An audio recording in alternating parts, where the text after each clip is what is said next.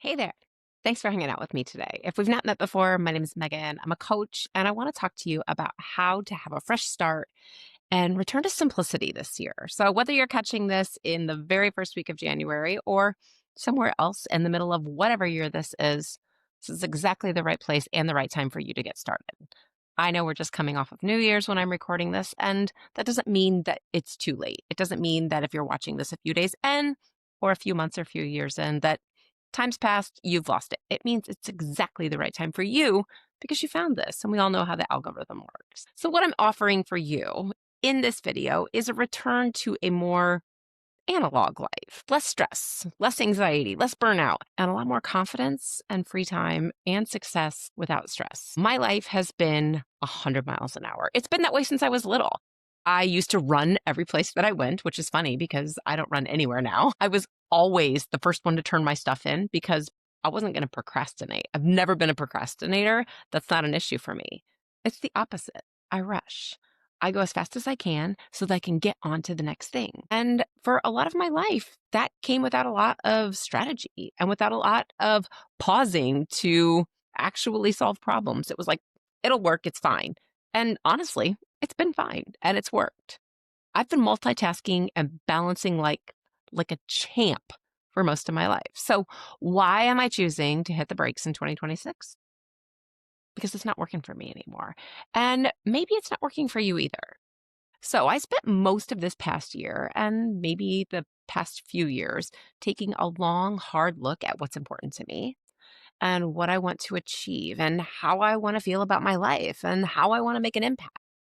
And in this episode, I'm going to share my goals and strategy for this year and how you can find the success without the stress in your life too. I'm going to share why I'm connecting more in my community and face to face and what this might look like and why you're going to want to do it with me. And I'm going to talk to you about returning to analog. Not all the time, but for more of the time, or maybe even most of the time. I know it's trendy right now, and that's great, but it's not just trendy. It's actually necessary for a balanced life and for a calm nervous system. And I would argue for the sanity and the safety of the planet because we're all a little keyed up and confused and inundated with everyone else's ideas and everyone else's stories and a whole lot of fake garbage stuff. I want to talk to you guys about how you can get back to a place where you can trust yourself and trust the world around you, not in a naive kind of way or in a blind eye kind of way, but in a very authentic kind of way, because you know that you're doing the very best that you can do for yourself, for your family, and for your life. And when we all do that, the entire world benefits. I'm also going to talk to you a little bit about my Boundaries and Balance Audit and the benefits of reviewing your life for a fresh start. Yes, in the new year, but maybe even in every quarter or whenever you feel like things are off balance. So let's start with my goals and strategy for 2026 and what that might like for you. I decided this year that I wasn't going to do a word of the year. I also decided that, once again, I wasn't setting resolutions. I've never been big on resolutions. I've recorded this in previous New Year's podcasts and just saying resolutions aren't for me. And in all actuality, resolutions don't work out for very many people because we tend to drop them by the middle of February. I don't really see any point in starting something that I'm likely to quit in February. And when I thought about coming up with a word of the year, I thought about what I did last year. So last year, my word of the year was intention. That really served me well. I'm not really ready to shed that this year. I don't know a whole lot about like Chinese New Year and things like that, but I've been watching lots of videos about Chinese New Year and realizing that this whole year of the snake and this year of the snake activity that has been 2025, I'm actually following along very well blindly because I didn't know that it was the year of the snake. I'm noticing that it's really been applicable to my life this year.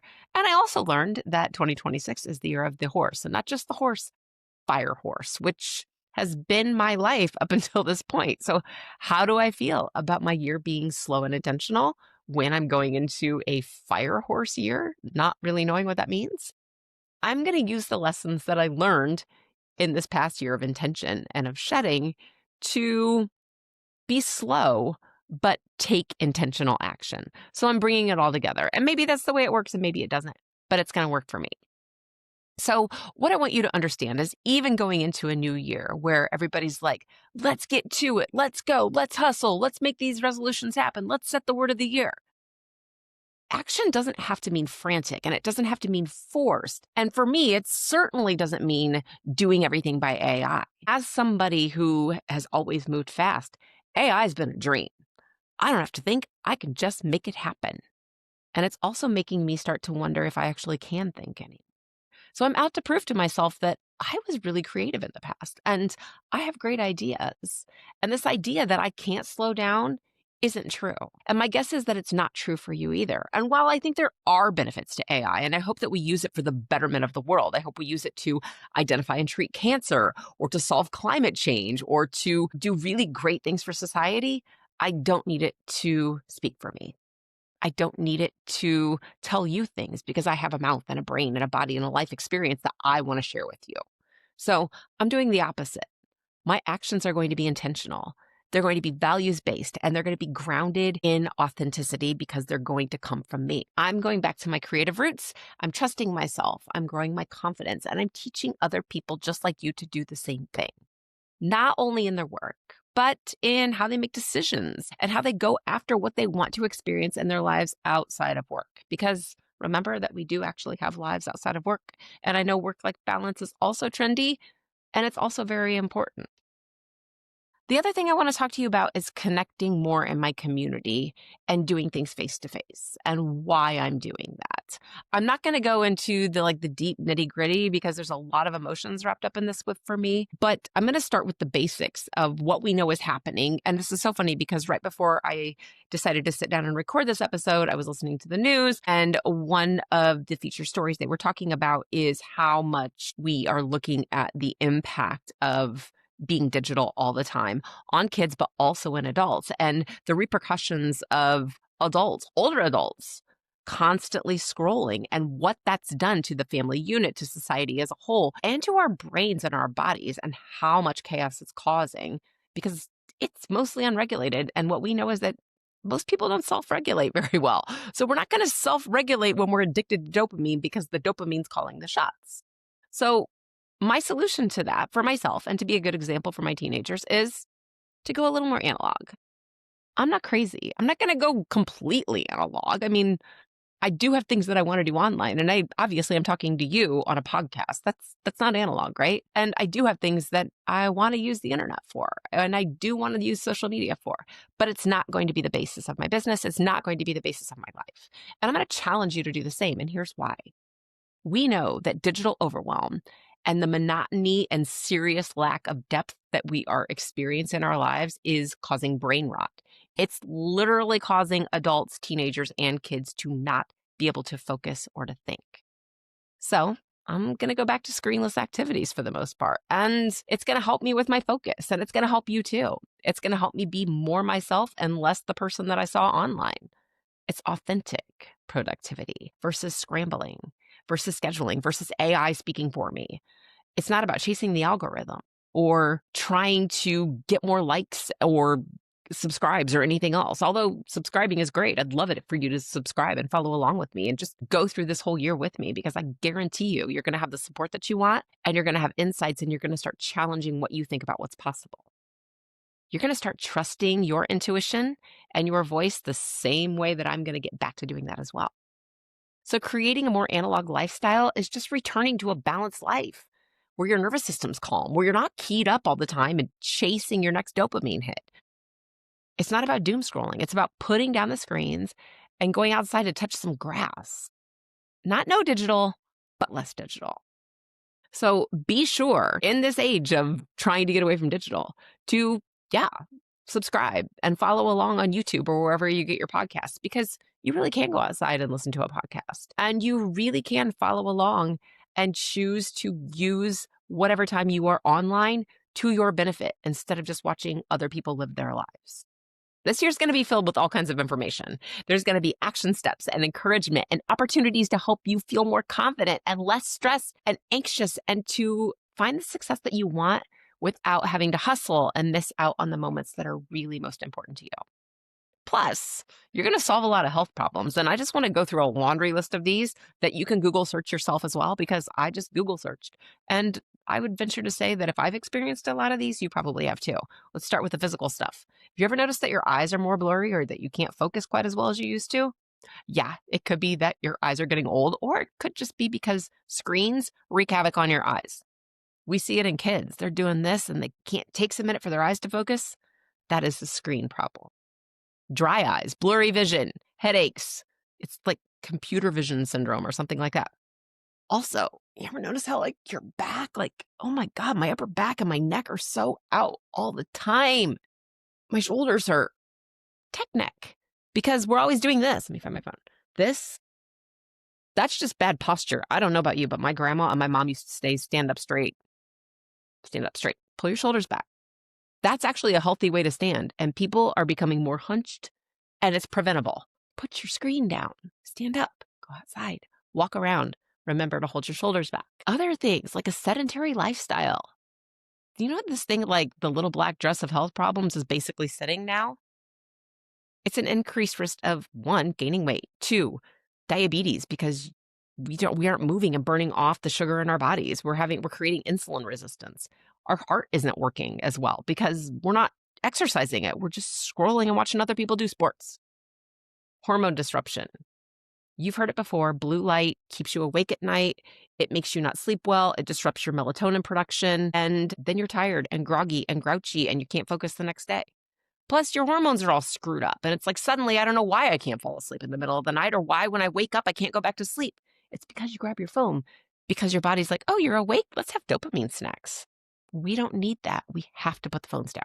But it's leading even more scary things to, for adults and for kids, is the mental and emotional effects. We don't know what's real and what's not anymore. We don't trust our brains.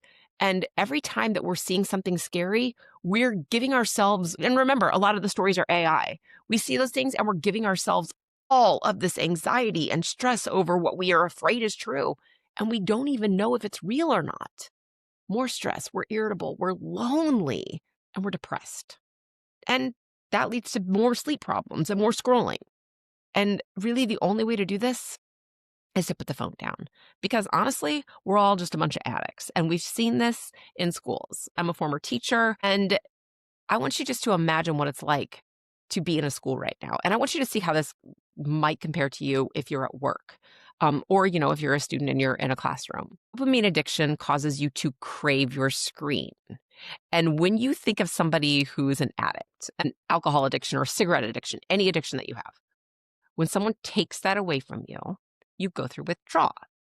And so we notice things like irritability, screaming, crying, inability to focus, all of those things happening in classrooms when kids can't have their phones for a couple of weeks because they're literally detoxing. They are going through withdrawal from their phone. It's a security blanket for one thing. They know they can get on it all the time. They get dopamine. They feel good. And then when you take it away, you've taken away their security blanket. Think of it as taking away a pacifier from a baby or a blanket from a baby or taking away somebody's cigarette like right out of their hand. They're going to freak out on you. And we see it happening in adults and kids. You can choose to go through that and to break that addiction. Your brain will recover and you'll be better for it. So I'm just challenging you in this day of so much FOMO and comparison and all of these things that are happening to put your phone away and let's just see what happens if we all go back to a more settled analog lifestyle for a while. And again, if you're like, I don't know, Megan, my entire life feels off. It's like my phone is involved in everything. This is how I bank. This is how I communicate with my spouse. This is how I research recipes. This is how I do my work. I get it. I'm not saying we can't have technology. We absolutely can. I don't think there's a way to back out of it. And I don't even know if we really want to.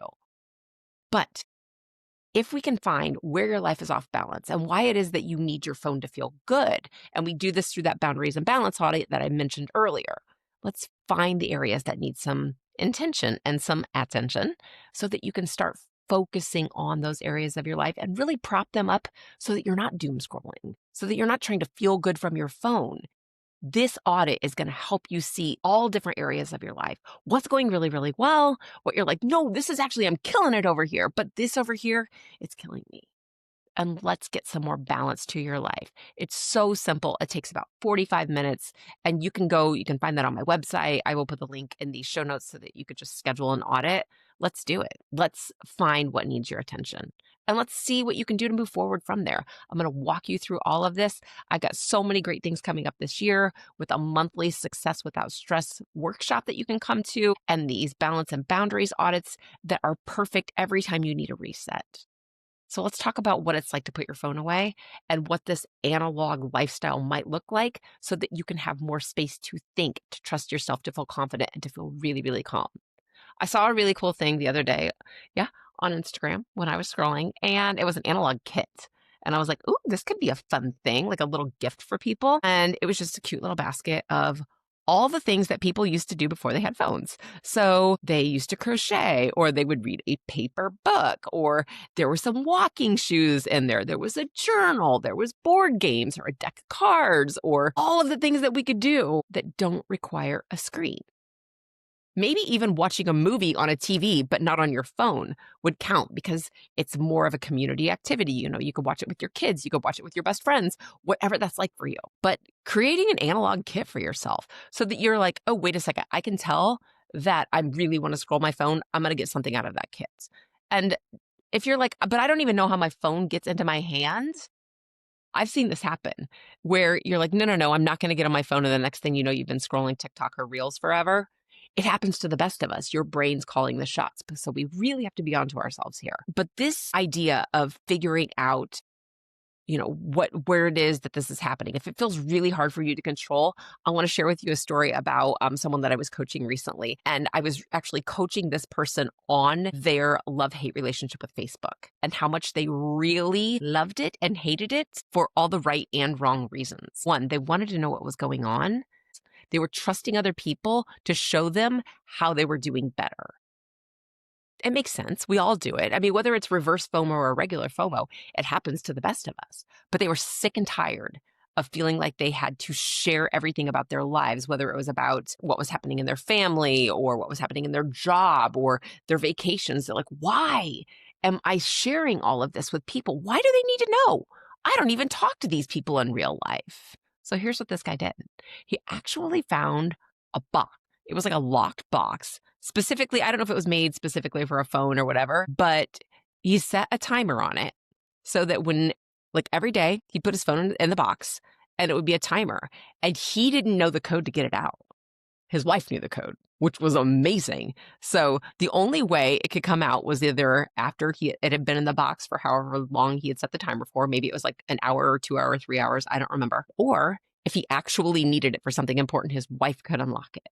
And he's like, do not tell me the combination to get that out. He also had her set a passcode for an app on his phone so that he couldn't get on Facebook or anything else. He eventually deleted it and went totally off of Facebook. And he's like, I don't miss it at all. I don't miss it. And it just was this process of teaching his brain to find rewards that were non-digital. And those rewards for him were, he was spending more time with his kids and his wife. He was taking walks. He was going out and meeting friends for dinner. And he's like, all of these things that used to annoy me about Facebook are the things that I did to help myself not be on Facebook anymore. Incredible. So it is impossible. And I've coached people on this, more than one person, about their addiction to social media and always feeling bad every time they get on. And why do I feel so anxious? And how did my phone get in my hand? Let's figure it out. And it really starts with figuring out what is important to you personally, what is important to you professionally, knowing your values, and then going after goals with intention and slowness without having to rely on your phone to keep you feeling good. Because when you know your values, when you're aligned with your values, and when you grow your confidence, and when you start to trust yourself, all of those things start to fall into place. And suddenly you're not looking for dopamine from your phone. You're looking for it with being in your life, a part, like an actual participant in your life instead of a scroller. And that is a big deal, my friends. That is how we're going to get to this place where we can really return to simplicity and be authentic in who we are, both online and offline. It starts with stillness and discovering what's important to you personally and professionally. And then making it happen. without trying to wait on another like or another share or another comment. Because all of those things, we were really happy before we had those. And we're not as happy since we got them. But here we are, still chasing them every single day. Let's knock that crap off this year. Let's make smaller and slower chunks of time where we are being very intentional and sitting maybe even in uncomfortable silence. Can you do that? Can you sit with yourself and mind your mind? It's really scary, isn't it? Especially if it's filled with things that aren't true. So when we have those smaller and slower chunks of time, we are calming our nervous systems. We're learning how to manage our emotions. We're finding what we want. We're rediscovering who we are. And that's where I ended up this year. I hit the brakes. I haven't put a podcast out for a month. I spent the last several weeks really just being in my life and deciding that rushing and trying to meet algorithm expectations and trying to do all the things and trying to make my life happen online isn't where it's at for me. So if you're feeling the same way, if you're like, you know what, I just want to be in my community, I just want to feel like I'm a part of something big, let's do it. And this is especially true and hard if you are a multi-passionate person. If you're trying to rush around and do all the things, I get it. So let's find ways for you to do what fires you up, that makes you feel passionate, but without having to be on your phone, out running around and going. Because your best ideas and your best feeling self, the joy and all of the peace and all the success that you want doesn't come from doing more.